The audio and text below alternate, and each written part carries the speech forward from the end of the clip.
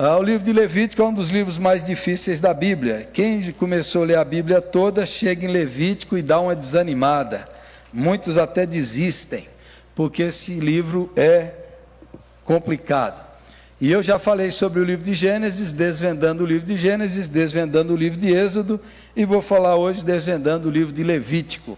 E vou parar por aqui, certo? Levítico capítulo 1. Levítico vem de Levi, que é a tribo separada por Deus para ser aquele povo. Os filhos de Levi iam oficiar diante do Senhor, iam cuidar do templo, dos tabernáculos, dos sacerdócios, aqueles que podem oferecer à tribo de Levi. Da tribo de Levi, Deus escolheu uma família, a família de Arão, irmão de Moisés, e dessa família forma-se os sacerdotes. Então, esse é um livro levítico, da tribo de Levi, que fala de culto, sacerdote, tabernáculo, cerimônias, rituais. É um livro que fala disso. Mas por que esse livro está na Bíblia? Por que às vezes esse livro é tão difícil? E por que é importante conhecer o livro de Levítico? Por que é importante conhecer? Então vamos lá, Levítico capítulo 1, abra a sua Bíblia lá. Vamos ler os primeiros versos, diz assim: chamou o Senhor a Moisés e da tenda da congregação lhe disse. Da tenda, Êxodo acabou com Deus, o livro terminou fazendo o tabernáculo. Como é que Deus pode morar no meio do seu povo? No tabernáculo. É a tenda do encontro, onde Deus encontra. Mas aqui o Senhor chamou Moisés da tenda da congregação. Quando você lê Números capítulo 1, versículo 1, o livro começa assim: chamou Deus a Moisés na tenda da congregação. Observe, o livro de Levítico são os preceitos para que o povo possa se relacionar com Deus. E aqui, Levítico vai ser, da tenda, eu estou aqui dentro, vocês estão fora. Mas depois de Levítico, em Números 1, versículo 1, o povo entra.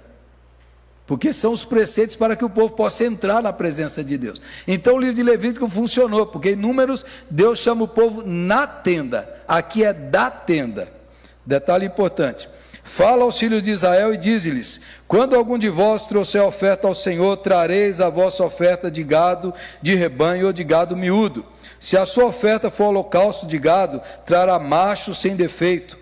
À porta da tenda da congregação o trará, para que o homem seja aceito perante o Senhor, e porá a mão sobre a cabeça do holocausto, para que seja aceito a favor dele para a sua expiação.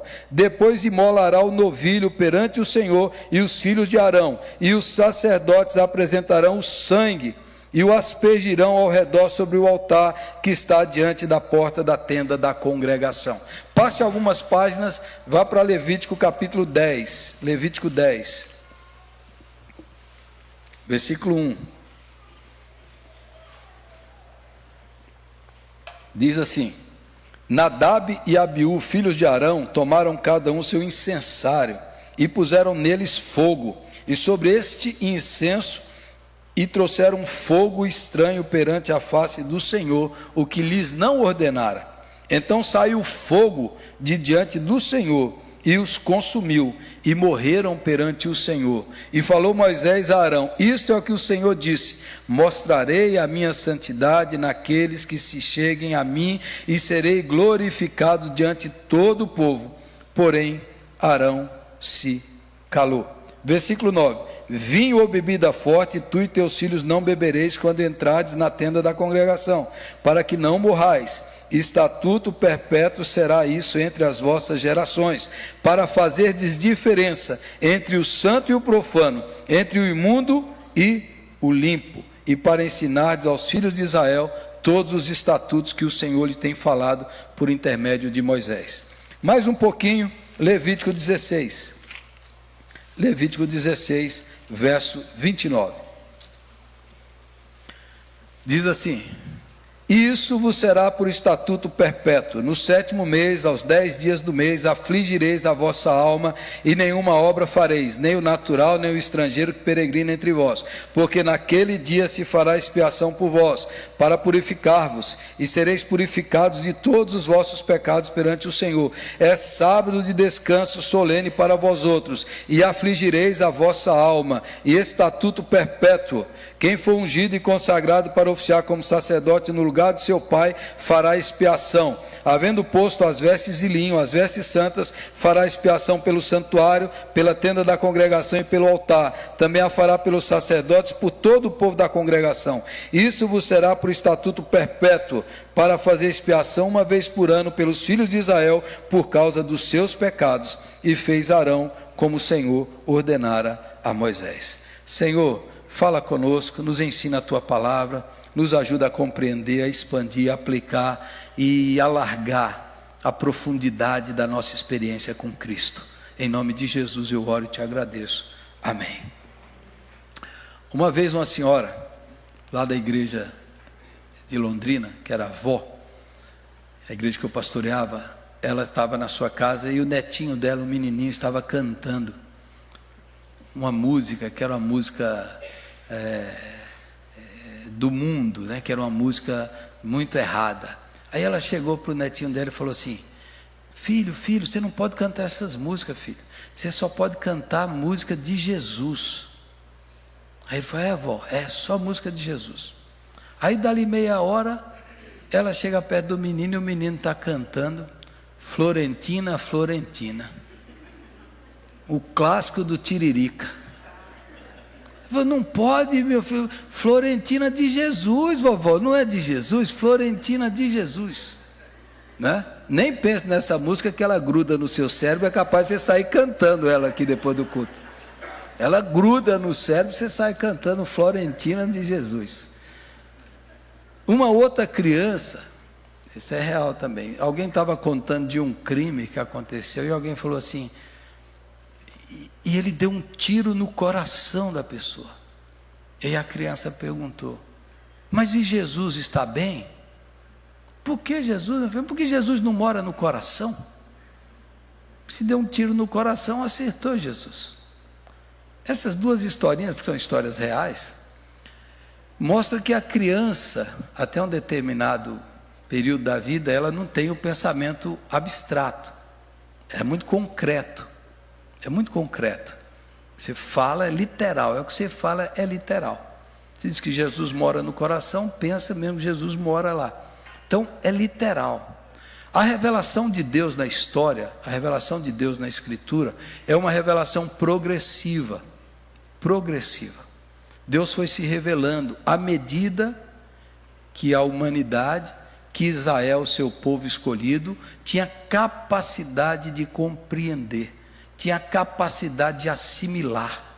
Então é como se o Antigo Testamento fosse a infância, é só coisas concretas para depois entender o plano completo de Deus. Deus se revelava e se mostrava através de coisas palpáveis, visíveis, para que depois conseguisse entender quando o Filho se tornasse carne e viesse a revelação plena de Deus. Todas essas coisas se encaixam em Cristo.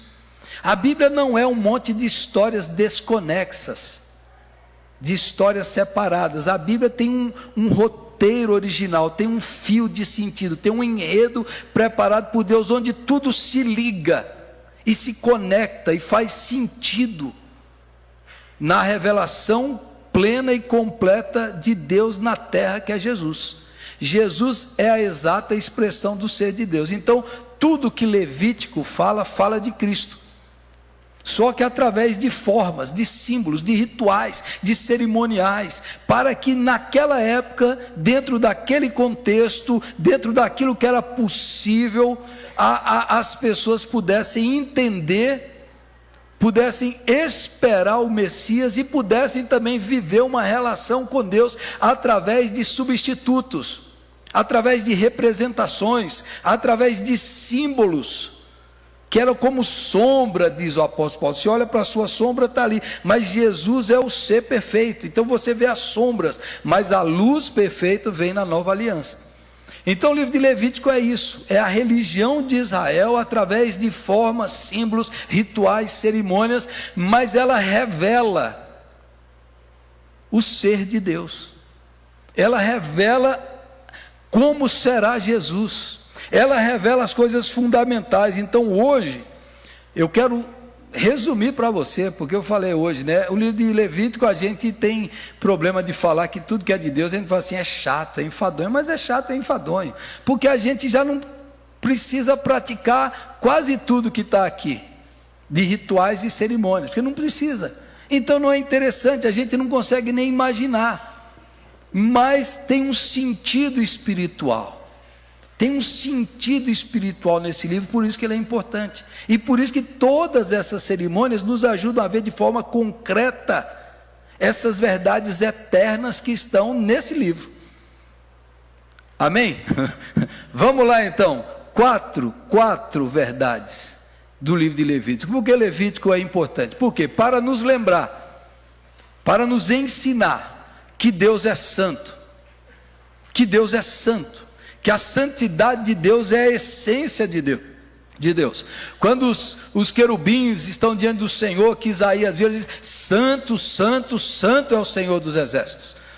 A santidade de Deus é o atributo, talvez, essencial de Deus, e hoje há um problema com as pessoas, elas não conseguem entender, porque as pessoas que estão fora de Deus, e quando a gente fala, ó, Deus é contra isso, Deus é contra esse comportamento, Deus não aprova, não, mas Deus não é amor, Deus não mandou a gente amar as pessoas, sim, mas o amor de Deus é santo, e a santidade de Deus é amorosa, a gente não consegue perceber. Então Deus ama você, que Ele não pode aceitar que você faça mal para si mesmo e para os outros. Esse estilo de vida vai contra a santidade de Deus. Deus é amor e Deus é santo. Esses dois atributos de Deus estão presentes na Bíblia toda.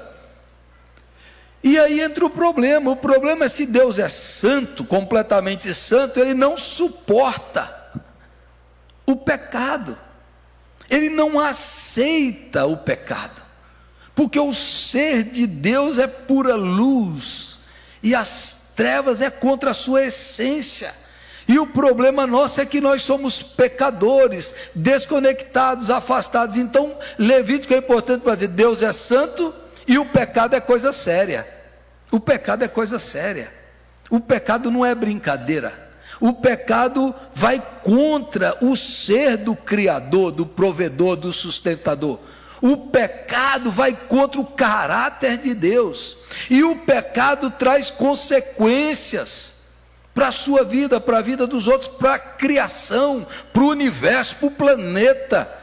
O pecado afeta o ecossistema, porque o Deus que criou isso não criou para que o pecado dominasse. Então a terra foi afetada pelo pecado, os animais foram afetados, a natureza foi afetada, tudo foi afetado porque o pecado vai contra o ser de Deus. Aí a questão é, como é que esse Deus santo que tirou o povo do Egito, como é que eu vou viver no meio de vocês sem destruir vocês?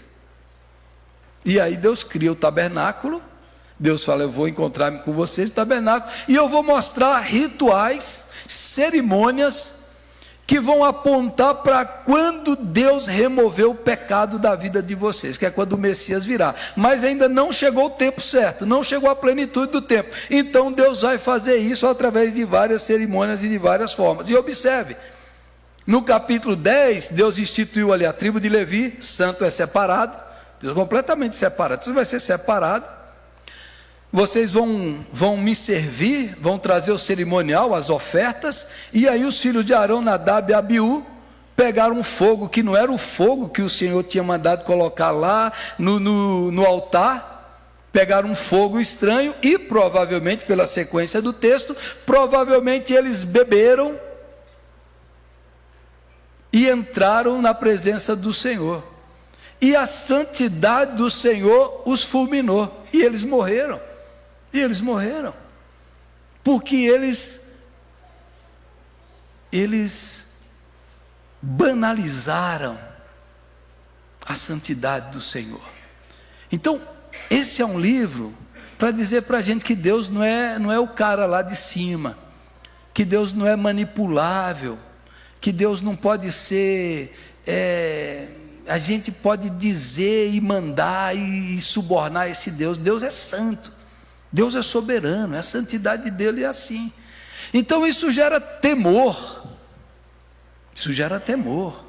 eles ficam apavorados, porque imagina o Deus Todo-Poderoso, que é santo, encontrando com você a glória, que está aos pés do Monte Sinai. O Monte Sinai é como se estivesse uma erupção de fogo e nuvem, e ninguém podia chegar perto do Monte Sinai por causa da santidade de Deus. E Deus está ali, Deus é fogo consumidor, e o povo está tremendo de medo, e Deus está dando as leis para Moisés, e acontece isso com Nadab e Abiú. E como é que vai funcionar isso?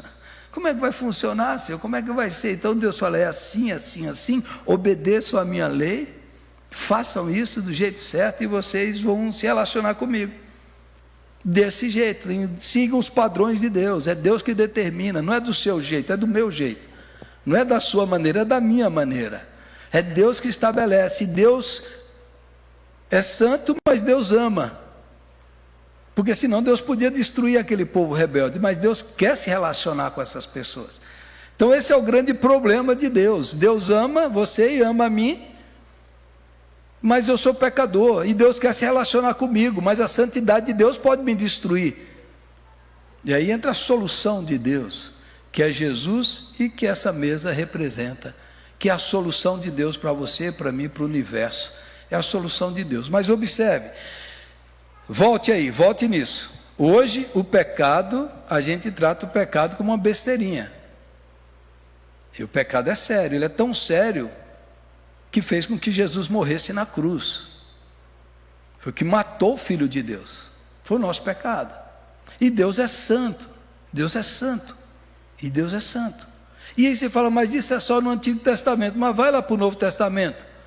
Quando Jesus fez a pesca miraculosa, e Pedro, qual foi a reação de Pedro? Afasta de mim, Senhor, porque eu sou pecador.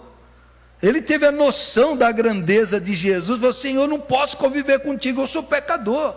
Quando Ananias e Safira mentiram para o próprio Pedro e para a igreja, sobre a oferta, o que aconteceu? Eles caíram mortos ali. O juízo de Deus se manifestou. Por que isso é importante? É importante, irmãos, porque a gente precisa levar a sério, santificar o nome de Deus. É a primeira oração do Pai Nosso: santificado seja o teu nome na minha vida. O nome de Deus já é santo, mas às vezes eu estou blasfemando, zombando, ridicularizando o nome de Deus. E Deus é santo, Deus é justo, Deus não brinca. Então é importante a gente guardar isso no nosso coração. E o livro de Levítico vai falar de santidade do princípio ao fim. Eu sou santo, eu, Senhor vosso Deus, sou santo. Mais de 80 vezes santidade, santidade, santidade. Agora vem a segunda verdade que você precisa guardar, isso é muito importante. O livro nos ensina a necessidade da expiação, expiação com X. Expiação, essa palavra também está no livro inteiro. Eu li aqui para vocês verem, está no livro inteiro. O que quer dizer expiar? Expiar quer dizer cobrir. Você precisa cobrir o seu pecado, senão a santidade de Deus vai destruí-lo. Israel, você precisa cobrir o seu pecado. Agora preste atenção nisso: a alma que pecar, essa morrerá. Aí entra o princípio da substituição e da representação. De acordo com Deus revela aqui em Levítico, a vida de uma pessoa está no sangue. Quando alguém perde o sangue, ela perde a vida e morre. Então, como você pecou e você merece a morte, você precisa cobrir o seu pecado. Observe, Deus não pode dizer para você e para mim: está tudo bem. Você mentiu, roubou, adulterou, idolatrou, beijou pé de santo, fez isso, você fez, não, tá bom, não tem problema. Deus não pode, porque Deus não pode ser contra o seu próprio ser. Você fez mal para outro ser humano criado à imagem de Deus, você está violando o próprio Deus, e Deus não pode dizer para você: não tem problema não, tem um problema, você precisa pagar. O pecado traz consequências, você precisa pagar pelo seu pecado, você precisa ser julgado pelo seu pecado, mas entra o amor de Deus, é o princípio da substituição, sangue pela vida. E então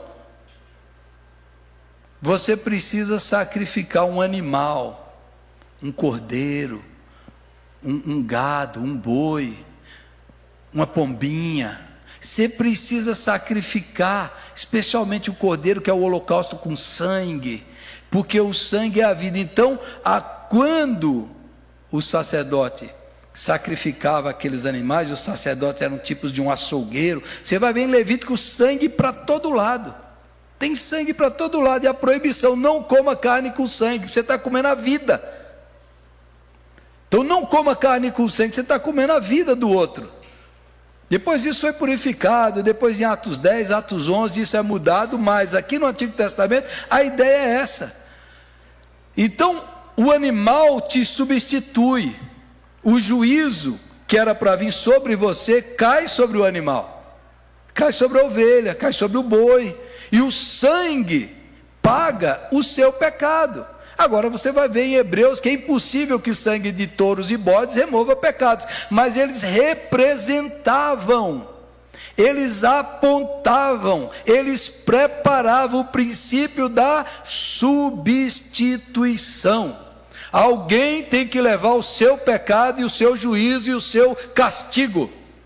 E no Antigo Testamento Jesus ainda não tinha vindo, eles apontavam para o sacrifício do Cordeiro de Deus que tira o pecado do mundo. Você está acordado aí? Você está ligado? Você está prestando atenção? Substituição. Não tem coisa mais linda, que mais toque o nosso coração, do que o amor substitutivo. Essa semana eu vi uma mãe que foi atacada por um Rottweiler, e ela abraça o seu filhote, e o cachorro fica em cima dela, e ela é mordida, tem uma fratura, mas o filhinho dela não recebe nenhuma mordida. O princípio da substituição: eu me dou, eu me entrego, eu dou meu corpo em lugar do outro.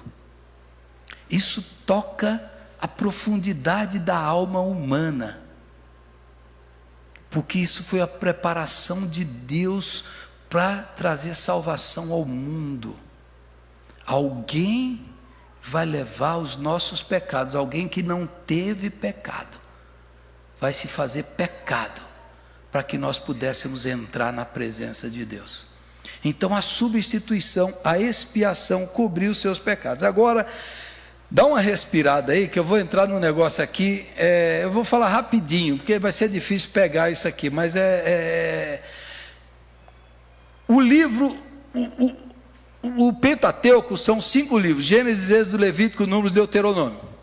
Você sabe que tem estudiosos que ele passa a vida inteira estudando só Levítico. O cara passa 40 anos da vida dele estudando, dando aula em faculdade, em seminário teológico, só sobre Levítico.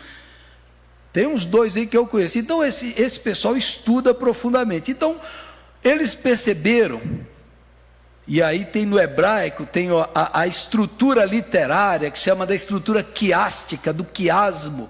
Não é quiabo, é quiasmo.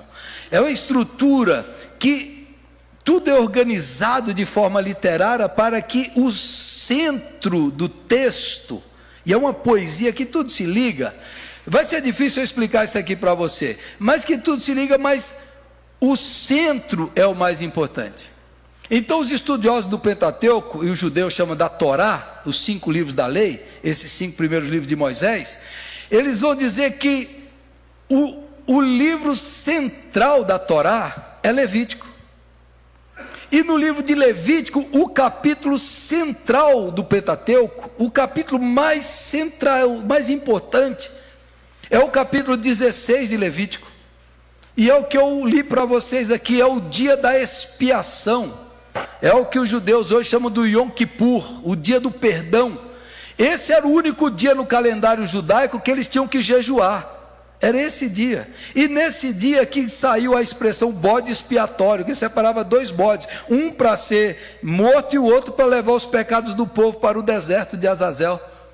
Então esse é o dia central, é o texto central, de acordo com esses estudiosos, é o capítulo principal, porque é o capítulo que traz a solução temporária para Deus perdoar o povo, para Deus se relacionar com o povo. Uma vez por ano, o sumo sacerdote entrava na cortina, no Santo dos Santos, diante da Arca da Aliança, e a tampa da Arca da Aliança era o propiciatório, que era o lugar. Expiação é cobrir, propiciar é apaziguar, onde o juízo de Deus é apaziguado, onde a nuvem brilhava. Então, uma vez por ano, que era o dia da expiação, ele entrava lá, sacrificava o bode, trazia o sangue, aspergia o altar e entrava pelo sangue, entrava e oferecia. E o outro bode levava os pecados para o deserto, para o povo. Esse era o dia da expiação, que é o centro da Torá, é o centro do Pentateuco, é o centro de Levítico, e Levítico é o centro. E aí tem toda a estrutura literária, que um livro completa o outro, Êxodo completa em Números, e Levítico se completa nas duas partes do livro. Eu ia fazer um resumo do livro aqui, mas depois você lê e você vai saber o resumo. Mas observe, santidade, necessidade de pagar o pecado, de cobrir o pecado, ok? Terceira verdade, a necessidade de uma vida santa. Você vai ver que em Levítico tudo tem que ser santificado, o que você come, suas relações sexuais, a maneira como você lida com o estrangeiro, com o pobre. Então, quando você for fazer sua colheita, não tira todos os frutos, deixa lá para o pobre que não teve uma boa colheita. O que cair, deixa para ele, a lei da respiga, deixa para o órfão, deixa para a viúva, deixa para o pobre. A lei do sábado, depois de 6 anos de trabalho, tire o 7º ano de descanso para a terra precisa descansar. Você vai viver do que ela dá. Aí chega o ano do jubileu, está lá em Levítico. Foi em Levítico que aparece a primeira vez a expressão ame o teu próximo como a ti mesmo, está em Levítico. É aqui que o Senhor estabeleceu as leis relacionais, as leis econômicas. A terra não é de ninguém, a terra é de Deus, você não é possuidor perpétuo. Então, se o seu irmão fez uma dívida, ele não produziu, fez uma dívida com você, não cobre juro para ele. Mas, e depois de 49 anos, 7 semanas de ano, no ano do jubileu, no 50º ano, todas as terras voltam para o seu dono original. Os escravos são livres, as dívidas são perdoadas, para que volte o reequilíbrio e a justiça social. Está lá em Levítico. Está lá em Levítico a ética sexual, você não pode ter relação com isso. Está lá em Levítico, e está lá em Levítico as questões cerimoniais que a gente não entende, mas observe. Por exemplo, a mulher menstruada, ou a mulher que teve o bebê, por que ela é impura? Porque ela está perdendo vida, está perdendo sangue. Está tudo ligado com a morte. Perder o sangue tem a ver com morte. Se você tocar num morto, ficou impuro, porque Deus não é o Deus da morte, é o Deus da vida. Então está tudo muito ligado. As leis dietéticas, as leis kosher, que os judeus alguns seguem até hoje. Por que alguns animais podem ser comidos e outros não? Primeiro, porque alguns deles se alimentavam de carniça. Segundo, porque eles eram anormais, eles eram criados de um jeito, mas tiveram alguma anormalidade, fugiu do padrão. Esses animais não podem comer, então eles entram dentro desse padrão que está estabelecido. E tem uma ética de santidade, de conduta, de pureza, de ética moral, social. Está lá, está tudo em Levítico para dizer, a vida é santa, desde o Antigo Testamento até hoje. Não é apenas um momento da sua vida, não é apenas uma hora da sua vida. Tudo que você fizer deve ser santo, porque o Senhor é santo. E mais, alguns desses animais eram considerados impuros porque os povos pagãos cultuavam e usavam esses animais em feitiçaria, em ocultismo. Israel não pode mexer com isso.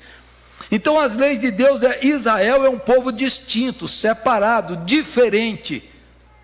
Vocês não podem seguir os egípcios, os cananeus, os ferezeus, os jebuseus. Vocês são um povo peculiar, vocês têm uma ética, um comportamento diferente, vocês têm que fazer diferença. Israel foi chamado para ser luz para os gentios e salvação para as nações. Israel foi chamado para fazer diferença. Então vocês não podem repetir os costumes pagãos, a mesma mentira, a mesma idolatria, a mesma imoralidade, a mesma injustiça, a mesma impiedade, a mesma crueldade. Israel tem que ser santo, porque eu, o Senhor, sou santo. E aí, meus irmãos, eu pergunto para você: a sua vida tem alguma diferença de alguém que não é crente? Seu comportamento, sua linguagem, suas palavras, seus relacionamentos, seus negócios, a maneira como você faz negócio, a sua ética sexual, a maneira como você se relaciona, é diferente daquele que não crê em Jesus? Porque o povo de Deus foi chamado para ser diferente e fazer diferença em todas as suas relações, em todos os seus aspectos da vida. Levítico 19:18, ame o teu próximo como a ti mesmo. O povo ímpio não sabia, mas Deus revelou isso para o seu povo. A lei do talião está em Levítico, fratura por fratura, olho por olho, dente por dente, já é um avanço para impedir a vingança.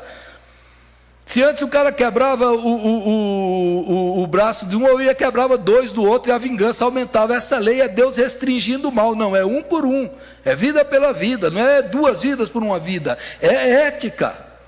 Até essa lei era expressão da graça e da bondade de Deus. Amém? Você está acordado? Você está acordado? Você está percebendo? Pegou a questão do sangue, da morte, da impureza, da pureza. Percebeu como o mundo pagão, o mundo ali dos ímpios influenciou o livro de Levítico, e como Deus falou: vocês são diferentes, vocês têm que ser um povo diferente, vocês são santos. Amém. Quarto e último. O livro de Levítico fala de Cristo. Cristo é a realização, é o cumprimento, é a superação do livro de Levítico. Graças a Deus, porque senão você ia ter que vir no culto, e aqui do lado ia ser um açougue para matar as ovelhas, os bois, os bodes, né? Dos seus pecados da semana, ia ser um negócio. E o preço da carne caro como está, hein? Mas Deus era bom, até quando o cara era pobre, podia trazer uma pombinha, porque tem um monte de pombo aí que serviria, né? Então, isso acabou, porque tudo isso apontava, esse sistema sacrificial apontava para Cristo. Cristo é o sumo sacerdote perfeito, que não teve pecado. Ele é aquele que representa Arão e é maior do que Arão. Ele é o sumo sacerdote perfeito. Jesus é o sacrifício perfeito. É o único, é o Cordeiro de Deus que tira o pecado do mundo. Jesus é o altar. Jesus é o sangue que nos purifica de todo o pecado. Jesus é o templo, é o tabernáculo que nós entramos e habitamos e vivemos com Deus. Jesus é esse tabernáculo da glória. Jesus é o sacrifício, é o sumo sacerdócio. Jesus é o ano do descanso. E quando Jesus está lá em Lucas, capítulo 4, verso 16, ele entra na sinagoga, e ele pega o livro de Isaías, que diz lá: o Espírito do Senhor está sobre mim, pelo que me ungiu para evangelizar os pobres, libertar os cativos, dar vista aos cegos, e apregoar o ano do jubileu do nosso Deus. Jesus lê esse texto de Isaías 61 e Lucas 4 e diz assim: o ano do jubileu chegou, eu sou o ano do jubileu. As suas dívidas agora serão pagas, os escravos serão livres, os cegos verão, os perdidos serão salvos, porque chegou o perdão dos seus pecados em mim. O ano aceitável, o ano do jubileu chegou em Cristo. Na Bíblia não há nenhum registro que Israel tinha cumprido o ano do jubileu, nunca, pecou todas as vezes, por isso foi para o exílio, nunca cumpriu o ano do jubileu. E Jesus chega assim: eu sou o ano da salvação, o ano do perdão, o ano da salvação, o tempo agradável chegou. Em Atos 10, Pedro vê a visão dos animais que Levítico diz que são impuros. Deus fala com Pedro: mata e come. Pedro diz: não, Senhor. Aí Deus fala: não considere imundo o que eu purifiquei. Deus está purificando todos os animais e está dizendo para Pedro: assim como eu purifico os animais, eu purifico as pessoas. E daí Pedro vai para a casa de Cornélio, um pagão, um gentil se converte e entra para a igreja, é batizado no Espírito Santo e agora está incluído. Levítico 21, 22, você vai ver que o sacerdote tinha que ser perfeito, ele não podia ter nenhum defeito.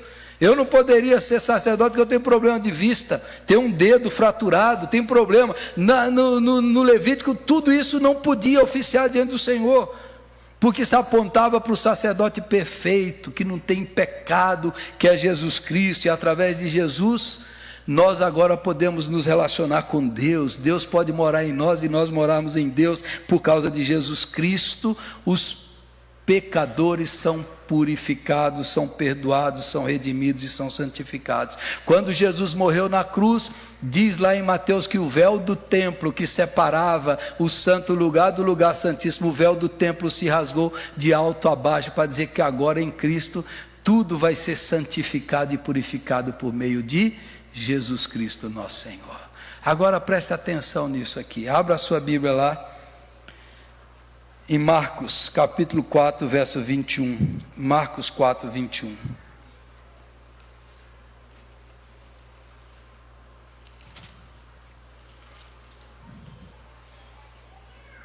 Observe, em Levítico o pecador contaminava, o impuro contaminava o puro. Em Levítico, a pessoa impura não podia chegar perto, que ela contaminava os outros. Por isso que Israel vivia uma separação, não uma transformação. Agora chegou o santo, chegou a lei de Moisés encarnada, o sumo sacerdote sem pecado, o sacrifício perfeito, Jesus Cristo. Então observe Marcos 4, o que diz lá, verso 21 a 43, não, Marcos 5, estou errado, Marcos 5. Tendo Jesus voltado no barco para o outro lado, afluiu para ele grande multidão, ele estava junto do mar. Eis que chegou a ele um dos principais da sinagoga, chamado Jairo, e vendo-o, prostrou-se a seus pés, e insistentemente lhe suplicou: minha filhinha está à morte, vem e põe a mão sobre ela para que seja salva e viverá. Jesus foi com ele, a menina está para morrer. Grande multidão o seguia comprimindo-o. Aconteceu que certa mulher que havia 12 anos vinha sofrendo de uma hemorragia, e muito padecer à mão de vários médicos, tendo despendido tudo quanto possuía, sem contudo nada aproveitar, antes pelo contrário, indo a pior.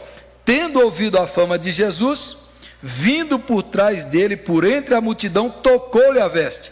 Por que tocou a veste? Não tocou no corpo, para que Jesus não ficasse impuro, que se ela tocar em qualquer sacerdote ficava impuro. Ela está perdendo sangue, ela é impura, ela não pode entrar no templo, ela não pode entrar, não pode adorar, ela é impura, ela está excluída da comunhão, ela está morrendo em vida, porque o sangue está fluindo, e se ela tocar em alguém, a pessoa é contaminada. E tocou nas vestes, porque dizia: se eu apenas lhe tocar as vestes, ficarei curada.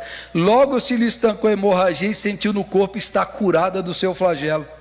Jesus, reconhecendo imediatamente que dele saíra poder, virando-se no meio da multidão, perguntou: quem me tocou nas vestes? Responderam-lhe seus discípulos: vês que a multidão te aperta e dizes: quem me tocou? Ele, porém, olhava ao redor para ver quem fizera isso. Então a mulher, atemorizada e tremendo, cônscia de que nela se operara, veio, prostrou-se diante dele e declarou-lhe toda a verdade. E ele lhe disse: filha, a tua fé te salvou. Vai-te em paz, fica livre do teu mal. Falava ele ainda quando chegaram alguns da casa do chefe da sinagoga, a quem disseram: tua filha já morreu, por que ainda incomodas o mestre? Mas Jesus, sem acudir a tais palavras, disse ao chefe da sinagoga: não temas, crê somente. Contudo não permitiu que alguém o acompanhasse, senão Pedro, os irmãos Tiago e João. Chegando à casa do chefe da sinagoga, Jesus viu o alvoroço, as que choravam e os que pranteavam muito. Ao entrar lhe disse: por que estáis em alvoroço e chorais? A criança não está morta, mas dorme. E riam-se dele. Tendo ele, porém, mandado sair a todos, tomou o pai e a mãe da criança e os que vieram com ele, e entrou onde ela estava. Tomando-a pela mão, disse: Talitá cumi, que quer dizer: menina, eu te mando, levanta-te. E imediatamente a menina se levantou e pôs-se a andar, pois tinha 12 anos. Então ficaram todos sobremaneira admirados. Amém. Você lembra de Levítico? Perder sangue, impureza, a vida. A mulher impura, excluída, morrendo, toca nele. Em vez de Jesus ficar impuro, é a mulher que é purificada. A menina morreu, a morte, você não pode tocar em morto, você vai ficar impuro. A vida está em Jesus. Ele fala com a menina morta e a menina ressuscita. Por que está dizendo isso? Porque agora a santidade, ela não afasta, ela não mata, ela transforma e santifica. A santidade não é para destruir, é para trazer vida. Deus quer transformar o pecador em um santo. Deus quer purificar o imundo em puro. Jesus veio fazer isso, tirar o que estava longe e colocar dentro. Jesus veio fazer com que aquele que era normal seja agora aceito à entrada do trono da graça de Deus. Jesus veio fazer isso, e agora a santidade dele está em nós. É por isso que agora você não foge do mundo, você não se isola do mundo, você toca e abençoa, porque a vida de Deus flui através de nós. A gente não tem medo de ser contaminado, porque a santidade de Deus em nós vai contagiar os perdidos e pecadores com a graça do Senhor, para o louvor da sua glória. É por isso, não fale mal de igreja, quando o povo sai colocando bloco de crente na rua para evangelizar. Não fale mal, você não sabe o que eles estão fazendo. Você não sabe quantos bêbados, quantos suicidas eles estão alcançando. Porque a gente não foi chamado para fugir, a gente foi chamado para brilhar no meio das trevas. E a gente não se isola, a gente transforma, porque maior é o que está em nós do que aquele que está no mundo. E Deus nos chamou agora para transformar o imundo em puro, através do Cristo vivo que habita em nós, que é o sacrifício perfeito, que nos santificou. Louvado seja Deus. Vamos ficar em pé e vamos orar? Feche os seus olhos.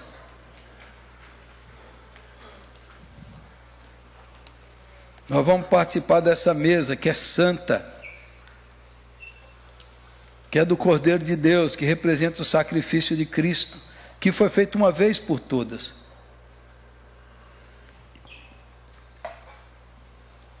E essa mesa é santa, mas ela não é para gente perfeita, é para pecadores arrependidos, perdoados e purificados.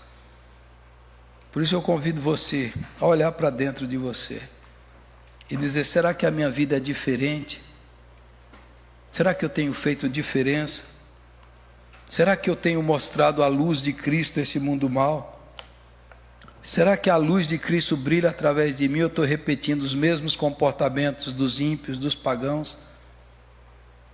Será que a minha fé é tão frágil? Feche os seus olhos e fale com o Senhor: Senhor, eu quero participar da tua mesa com a consciência limpa e pura. Eu quero participar dessa mesa pelo sangue de Jesus.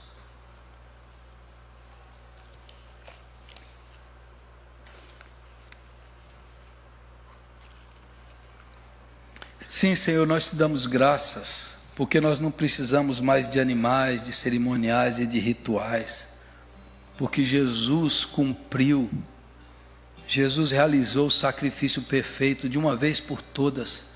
Ele foi morto naquela cruz, o Cordeiro inocente, o Cordeiro mudo, levou os nossos pecados e o nosso castigo, para que hoje nós tivéssemos acesso ao trono da tua graça.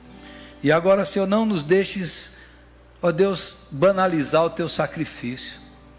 Não nos deixes, ó Deus, pisar sobre o seu sacrifício, vivendo uma vida de pecado e mentira, de hipocrisia. Que a gente leve a sério que essa mesa é santa, é separada. O pecado custou a vida do teu filho. Foi o meu pecado que o levou à cruz, e foi por mim, e foi no meu lugar que Jesus morreu. Foi o sangue dele que foi derramado, para que hoje eu tivesse vida, para que hoje eu tivesse perdão, para que hoje eu tivesse acesso ao teu trono. Não me deixe banalizar, não me deixe, ó Deus, tratar isso como uma coisa banal. Não me deixe desrespeitar a mesa do Senhor, me apresentando com o coração duro, indiferente, frio. Que nessa noite a gente possa apresentar-se com temor e reverência diante do Senhor e da sua mesa. Que a gente possa se aproximar com a certeza que o Senhor nos purifica, nos santifica, nos lava, nos transforma, nos dá uma nova história. Que o Senhor apaga todas as manchas do pecado, que toda impureza é purificada por Cristo, que nos traz para perto do trono. Que nessa noite, Senhor, a gente trate com seriedade o pecado na nossa vida, e a gente confesse e deixe o pecado. Que o Senhor nos ajude a deixar o pecado, a buscar a santidade, porque o Senhor é santo, porque a beleza da santidade é atrativa e é maravilhosa. Que nessa noite, Senhor, teu Espírito opere em nós, para participarmos dessa mesa de modo digno,